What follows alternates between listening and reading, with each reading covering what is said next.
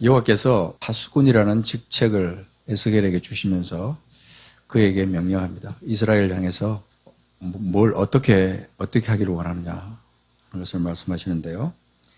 33장 7절부터 9절까지 말씀만 같이 보겠습니다. 인자야, 같이 읽겠습니다. 시작. 인자야, 내가 너를 이스라엘 족속의 파수꾼으로 삼음이 이와 같으니라. 그런즉 너는 내 입의 말을 듣고 나를 대신하여 그들에게 경고할지어다. 가령 내가 악인에게 이르기를 악인아 너는 반드시 죽으리라 하였다 하자. 내가 그 악인에게 말로 경고하여 그의 길에서 떠나게 하지 아니하면 그 악인은 자기 죄악으로 말미암아 죽으려니와 내가 그의 피를 내 손에서 찾으리라. 그러나 너는 악인에게 경고하여 돌이켜 그의 길에서 떠나라고 하되 그가 돌이켜 그의 길에서 떠나지 아니하면 그는 자기 죄악으로 말미암아 죽으려니와 너는 내 생명을 보존하리라. 선지자 에스겔을 하나님의 파수꾼으로 삼았다. 내가 너를 이스라엘 족속의 파수꾼으로 삼았다라고 하나님께서 말씀하십니다. 이스라엘을 중심으로 해가지고 열왕들이 통치하고 있는 그 고대에서는 성이 굉장히 중요한 역할을 했고 그 성벽에 서서 적군이 오나 안 오나 멀리서부터 지켜보고 있는 파수꾼이 아주 중요한, 너무나 중요한 역할을 감당하고 있었다. 절대적인 역할을 감당하고 있었어요. 모든 군사들이 다 잠들고 백성들도 다 성 안에서 편안하게 다 잠이 들은 그런 상태. 그런 상태에도 이 파수꾼은 적의 침입을 살펴야 됩니다. 위험이 오는지, 지금 상황이 어떤지 깜깜한 상황에서도 눈을 크게 뜨고 파수꾼은 성 안에 있는 사람들을 지켜야 되는 의무가 있다는 것입니다. 그래서 위험이 닥치면 나팔을 봅니다. 나팔을 크게 불어가지고 성 안의 사람들을 깨웁니다.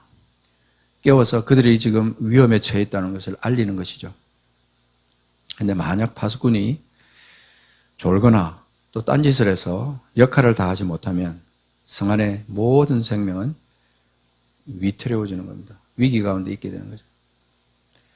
그래서 그런 상황 가운데 있는 것을 우리가 생각하면서 하나님께서 에스겔을 이스라엘의 파수꾼으로 세우셨을 때 이것은 단지 에스겔 한 사람에게 주시는 메시지가 아니라는 것을 우리는 너무나 잘 압니다.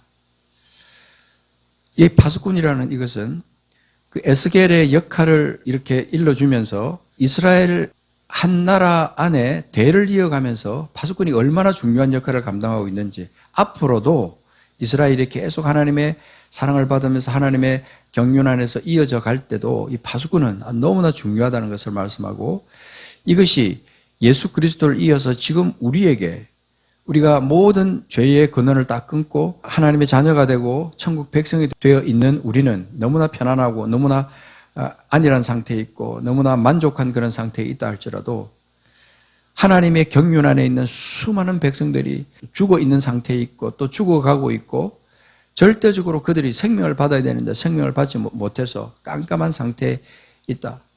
계속해서 사탄의 공격을 받고 있으면서 정신을 못 차리고 있는 상태에 있을 때 그 파수꾼은 과연 어떤 역할을 해야 되느냐. 이것을 이 에스겔서 33장을 통해서 우리에게 일러주는 겁니다. 죄로 인해서 죽어가는 이 세상 가운데 우리가 해야 될 일은 나팔수가 되는 거죠. 나팔수가 되어서 잠자고 있는 사람, 깨어있지 못한 사람, 죽어있는 그 사람들을 향해서 잠들어 있는 사람들을 향해서 복음의 나팔을 들고 나팔을 불고 외쳐야 된다는 것을 말하죠. 이건 우리 모두를 향한 하나님의 아주 엄중한 부르심이다 하는 것을 말씀하고 있는 겁니다.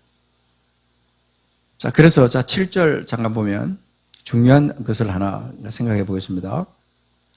인자야 내가 너를 이스라엘 족속의 파수꾼으로 삼음이 이와 같다. 그러면서 말합니다. 그 중요한 표현이 그 뒤에 나오는데 7절. 자, 그런즉 그 뒤에 있는 말씀을 같이 한번 읽어보겠습니다. 7절 뒤에 있는 거. 그런즉 너는 내 입의 말을 듣고 나를 대신하여 그들에게 경고할지어다. 여기 보면 파수꾼의 생각이 아니에요. 파수꾼의 말을 전하라고 하는 게 아닙니다. 누구의 말을 전하라고 하냐면 내 입의 말을 듣고 여호와의 입으로부터 나오는 그 말씀, 내 입에 그것은 from의 뜻이 있어요. 그래서 여호와의 입으로부터 나오는 그 말을 네가 듣고, 더 중요한 것은 나를 대신하여, 여호와 하나님을 대신하여 그들에게 경고할지어다. 그렇게 말합니다. 에스겔에게 하나님께서 맡겨주신 이 사명의 아주 중요한 것은 뭐냐면, 여호와의 입의 말을 자세히 듣고 들어서 그것에 대한 확신을 가지게 되는 거죠. 하나님께서 내게 이렇게 말씀하시는구나. 우리를 이렇게 살리려고 작정하셨구나. 아, 이렇게 해야 되는구나 하는 것을 정확하게 듣고, 그 다음에 여호와를 대신하여 그들에게, 이스라엘에게 경고를 하라. 그렇게 말합니다. 그런데 자, 8절 보면 더 중요한 표현들이 나오는데, 악인아 너는 반드시 죽으리라 하였다 하자 내가 그 악인에게 말로 경고하여 그의 길에서 떠나게 하지 아니하면 그 악인은 자기 죄악으로 말미암아 죽으려니와 내가 그의 피를 내 손에서 찾겠다. 이건 무슨 말입니까? 그 악인에게 말로 경고했지만 그의 길에서 떠나지 않았다. 떠나지 않고 계속 그 길을 계속하고 있는 거예요.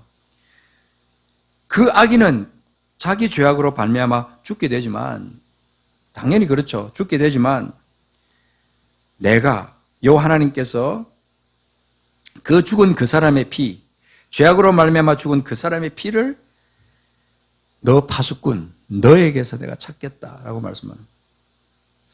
이 말의 의미가 아주 크고 중요합니다. 그런데 9절 보면 네가 만약에 악인에게 경고하여 돌이켜 그의 길에서 떠나라고 하되 그가 돌이켜 그의 길에서 떠나지 아니하면 그는 자기 죄악으로 말미암아 죽으려니와 너는 내 생명을 보존하리라. 이 말은요, 네가 그것을 전하게 될 때, 그것을 전했다고 하면, 네 사명을 다 했다면 너는 내 생명을 보존할 것이다. 그러니까 파수꾼의 직무를 네가 온전하게 다 했다면 내 생명을 보존하게 될 것이라는 것이 핵심으로 말씀이 우리에게 주어지는 거예요. 우리가 하나님의 대변자라고 하는 이 사실은 바뀌지 않습니다. 우리가 하나님의 대변자예요. 우리의 생명을 받은 자로서, 하나님의 뜻을 받은 자로서 우리는 세상이 듣기 좋은 소리를 하는 게 아니에요. 하나님이 꼭 하셔야 하는 말씀, 하나님께서 꼭 전해야 하시는 그 말씀을 파수꾼으로서 그것을 받아서 가감없이 전해야 될 용기가 우리에게 필요하다. 사명을 받아서 그 사명대로 우리가 따라서 그 직무를 완수해야 될 의무가 우리에게 있다 하는 것입니다. 그래서 8절에서 우리에게 일러주고 있는 그 의미를 자세히 보면 이 말은 정말 우리 가슴을 참 어떻게 보면 서늘하게 만드는 말씀이에요. 하나님은 악인이 죄 가운데서 죽는 것을 기뻐하지 않으십니다. 이것에 대해서 확신을 우리가 가져야 돼요. 악인이 죄 가운데서 죽는 것을 하나님이 기뻐하지 않기 때문에 하나님께서는 파수꾼을 그들 가운데 보내시는 거예요. 하지만 파수꾼이 침묵을 했다. 침묵했다. 직무를 유기했다. 그러면 그가 돌이킬 기회를 놓치게 되는 것이고 그때 하나님은 그 책임을 그 파수꾼에게 물으시겠다라고 하시는 의미가 그 속에 담겨 있는 거죠. 우리가 이제 2025년을 마치고 2026년을 들어갈 때 몇 가지를 우리가 생각하자 그랬습니다. 우리가 다음 주까지 이 4가지 중에 중요한 것들을 생각하는데 첫 번째는 시간에 대해서 그랬습니다. 자, 두 번째가 뭐였습니까?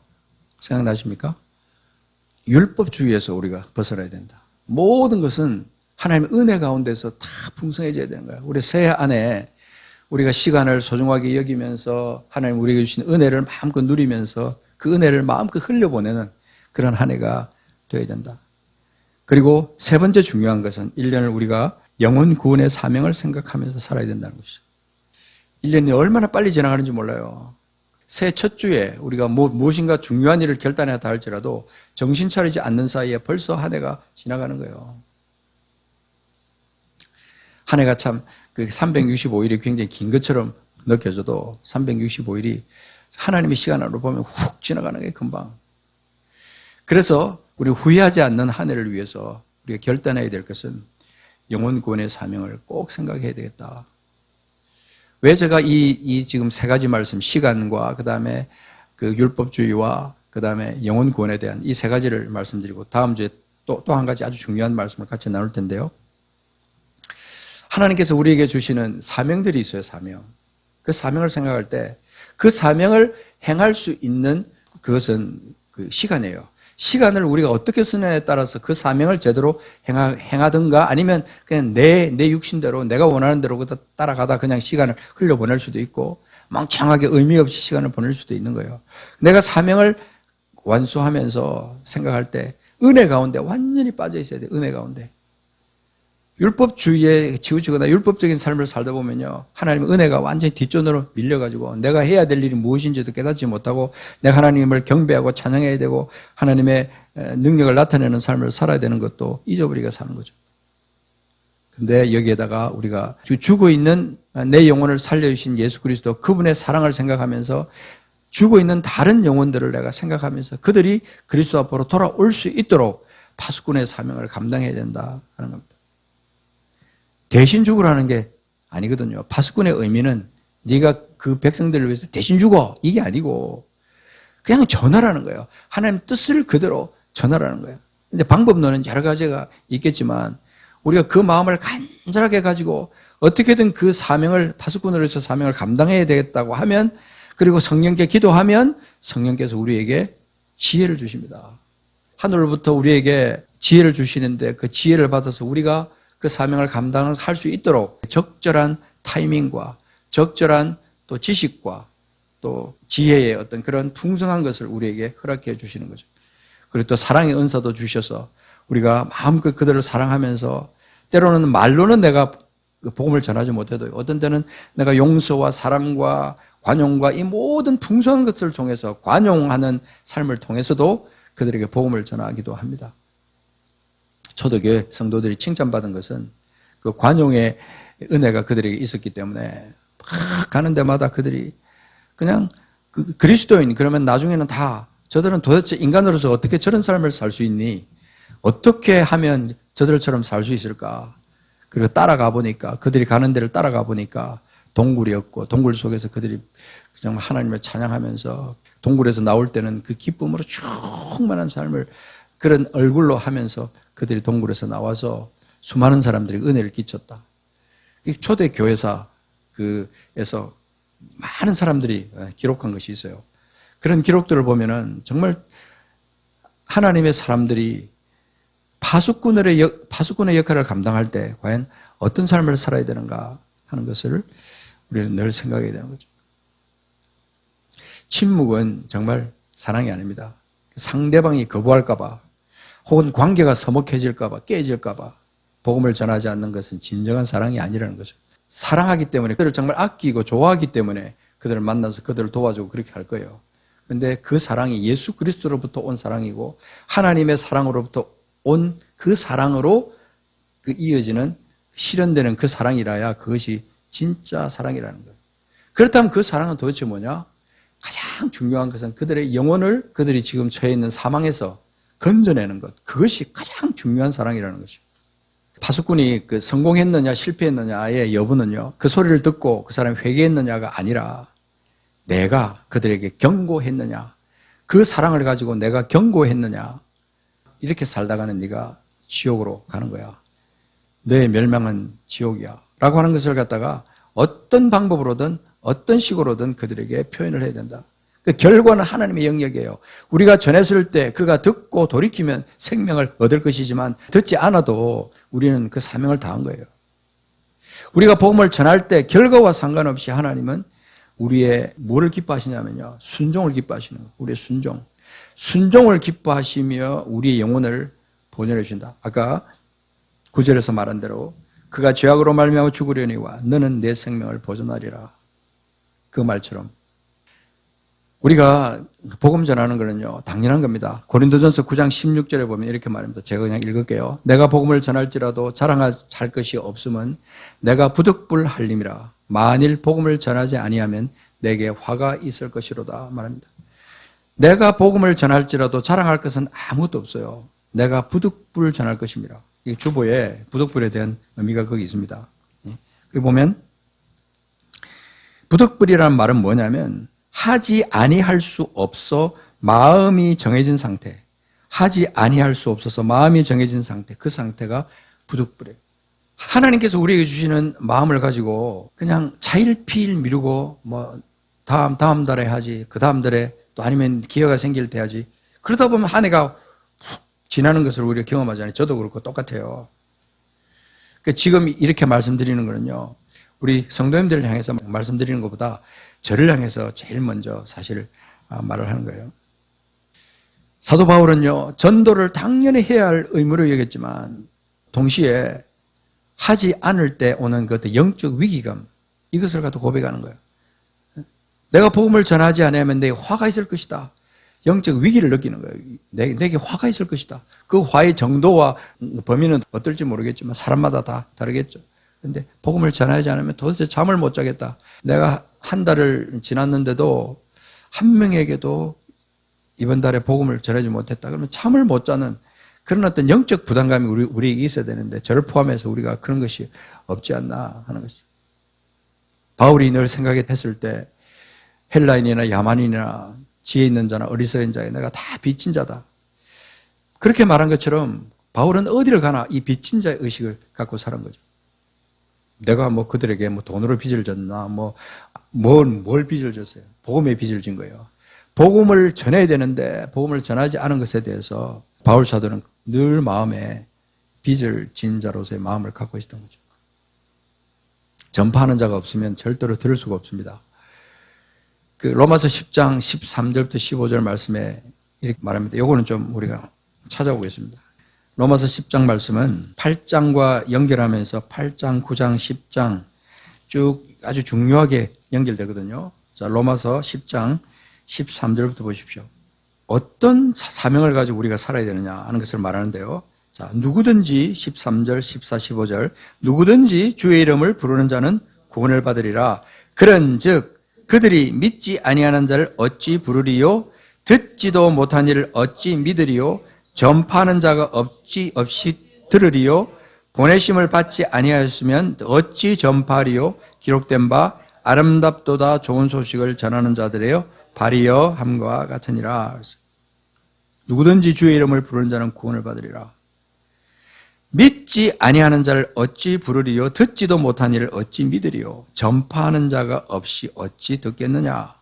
복음을 전파하기 위해서 우리 교회를 이 땅에 세웠다고 저는 요즘 많이 이제 좀 깊이 좀 반성하면서 생각합니다. 들은 것 같지만 우리 마을 사람들이 복음에 대해서는 아직 못 들었다는 생각이 많이 들어요, 지금은. 그래서 구체적으로 우리가 복음을 전해야 된다. 단 1분을 전하더라도 핵심적인 복음을 또 전하고 또 전하고 또 전하고 효과적으로 그들이 복음을 듣고 성령의 감동하심과 함께 그들이 마음에 돌이키는 마음, 주님 앞으로 돌아오겠다는 마음, 그런 마음들이 생길 수 있도록 우리가 하나님의 역사에 동참하는 것은 너무나 중요하다. 파수꾼의 역할은 바로 그거거든요.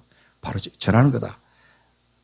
깨어나라, 깨어나라고 그렇게 나팔을 불면서 외치는 거예요. 그게 파수꾼의 역할이잖아요. 디모데전서 2장 4절에 보면 하나님은 모든 사람이 구원을 받으며 진리를 아는데 이르기를 원하신다.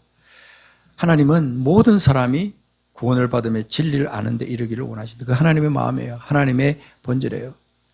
모든 사람이 구원을 받는 것이 하나님의 뜻이라면 내 사명이 무엇인가 하는 것을 생각하는 거죠. 새해에 우리가 할 일은 무엇일까? 하나님 내게 깨닫게 해주십시오. 그중에 특별히 영혼 구원에 대한 영적 부담을 갖게 해주십시오.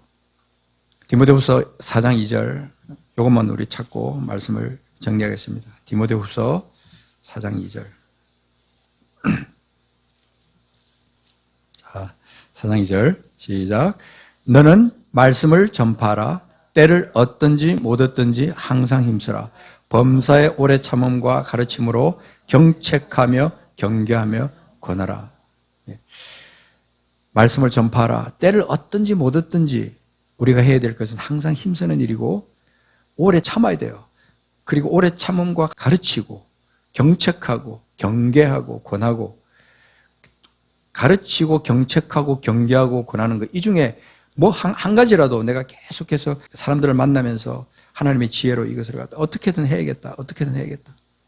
때로는 저들이 듣기 싫다라고 생각될 때도 있어도 진짜 복음을 들으면요. 사탄이 가만히 있지 않기 때문에 듣기 싫어해요. 어떤 데는 막 짜증을 부리고 막 그러게 돼요. 그러나 그 상대방이 내가 그 사람을 진짜로 사랑한다라는 것을 느끼게 되면요, 그때는 문제가 달라지는 겁니다. 내가 그 영혼을 정말로 사랑해서 이런 말을 한다는 사실을 그들이 깨닫게 되면요, 그들이 내 고남, 내 경계함, 내 경책함, 내 가르침, 이것에서 찔림을 받고 하나님 앞으로 돌아오는 역사가 나타납니다. 그래서 우리가 항상 우리 삶 속에서 하나님의 사랑 속에서 파수꾼의 자세를 가지고 살아가되 우리가 해야 될 것이 있는데, 이제 우리가 2026년도에는 이것을 좀 계속 하려고 그래요. 자, 베드로전서 3장 15절 말씀 이제 마지막으로 봅니다. 진짜 마지막. 베드로전서 3장 15절.